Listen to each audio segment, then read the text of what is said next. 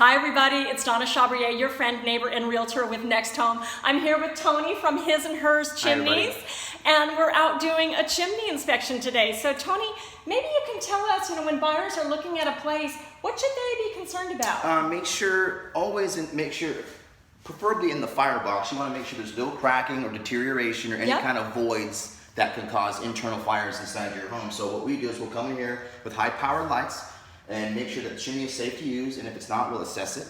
Great, and you also got up on the roof. Absolutely. You were looking at the chimney from down. Sure, it's a 13-point safety inspection, which includes the top, includes the flue tiles on the inside, also the crown, the exterior, and the flashing. Also your lintel here and your smoke chamber to make sure that there's no voids or anything can happen, so your chimney is perfectly safe and your house lasts forever. Terrific. Well, this one looked kind of dirty on the inside, which was what my concern and my buyer's concern was.